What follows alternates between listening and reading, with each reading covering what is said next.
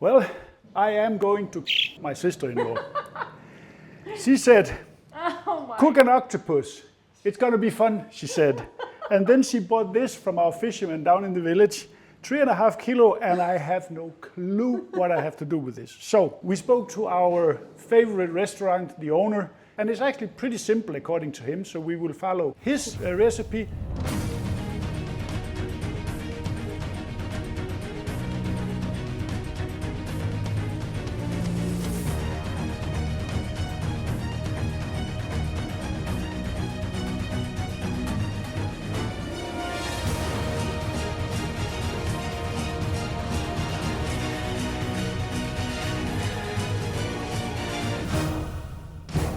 Fortunately for me, the fisherman did a nice job. He cleaned out the head and the ink sac and all these things. What we do have left though is the beak here that we have to get out of there. Probably you can squeeze it out, but I'm going to take it out with a sharp knife just to get it out of the center here, because everything else has been removed. Fortunately, he was nice to me. There you go. That was easy. Beak is out. And basically, that's it. This is actually the only prep work we have to do. There is no seasoning, there is no nothing. It's back in the bowl, and I'll see you at the stove. The steps are simple. We have a big pot of simmering water, and we're going to add a splash of vinegar, as supposedly that will help soften the octopus. Then we take our big boy here, and just to tighten up the tentacles a little bit, we're going to... Ooh, they curly straight. Yeah. This is, I'm not sure why, but I have seen people do this on YouTube, so I'm doing the same. Supposedly that helps with curling up and they become pretty when you're finished. And now we're going to let it cook here under a cover for approximately 15 minutes. This is a big boy, it might take 20, but we will test it with a fork. Here we are at the 15-minute mark, so let's give it a tester here. Oh, it looks so beautiful. Yeah, it looks really good actually. But I want to test now where we are on our tentacles here. And they're nice and penetratable. Okay. We don't need to go in further, so we kill the heat. And then we lift it up here. Look how beautiful. How beautiful it is. That looks good. Yeah. We get it into a bowl here so we can get it over to the cutting board. So here we have our boy steaming. Now it's time to get it cut into pieces. So we take the body here and then we take off all of that part, move that to a side, and then we flip. It's stuck on the board. So there you see how they are all like this, each tentacle. So we cut from the middle, then we cut them out like this. So they're ready for the barbecue. This is beautiful. This is a very big octopus actually. Do they have 8?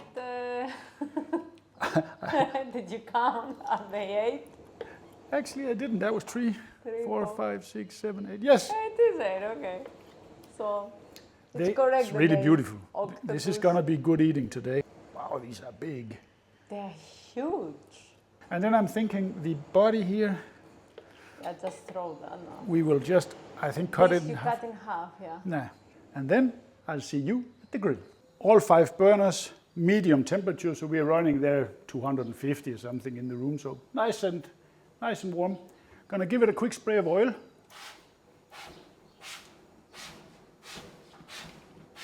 Like that. And simply we put on our nice tentacles here to get a nice sear. The smell is already amazing. It smells good. And it was so fresh, this one. The smell of when we were boiling it, you could smell the sea. I mean, it was really amazing. Yeah. But you see, you need a lot of space here. You need a big grill for 3-4 kilos of baby here. So basically now we let that get some nice sear marks on this side. 7-8 minutes on the grill. I think it's about time we give them a flip. Let's have a look here. Ah, they start getting some nice browning here. Let's see the other ones. But it is time, because if you overcook them, I think they get... A bit chewy, like Yeah, a you don't want rubber. that. You don't want that, that's for sure. But they don't grill up like... Well, this is the first time, so uncharted water, as we said. They don't grill up with the grill marks the same way as pork or beef or whatever, but they feel good though. So let them cook here for a couple more minutes, and then I think we're there. I want to test them a little bit with a fork just to see. Yeah. They're getting nice now. Soft. Yeah. They have to be proper for There our is a teeth. yeah, of course they have to be friendly to our teeth. I'm calling it now because they still have some punch which they have to have that, like halloumi cheese, a little bit chewiness, but not too much. There we have our beautiful thumbnail picture on the side, and it smells divine. It smells like fresh from the sea, you know. This is really good. So let me get one of the, ooh, that's tender now. That's nice. It's like That was the point. perfect. Now we want to dress this up like you would in a Greek taverna, like we have it so many times. Drizzle of olive oil. So nice. A bit of pepper. And some really good mountain oregano. That's necessary. So delicious. And last but not least, we need the most important. is a good squeeze of lemon. I mean, olive oil and lemon, it just goes so well together with this. So now I'm the lucky one here. Always. Always the lucky one. Let's see.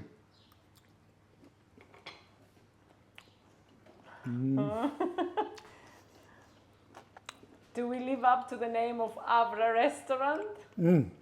That's good. It's a little bit crispy on the side there because it was the first that's bit, what I like. which is the best part, those little crispy bits. But the inside now, it's so soft, this part here. I'm going in for a second bite just to get one of the really white ones here. They are so good. And you notice, guys, we didn't put any salt. You don't No, need to. It's so salty, the octopus coming from the sea. You don't need to add salt. This is absolutely fantastic. It was daunting to start this project out with that big animal, but really turned out delicious. I can highly recommend.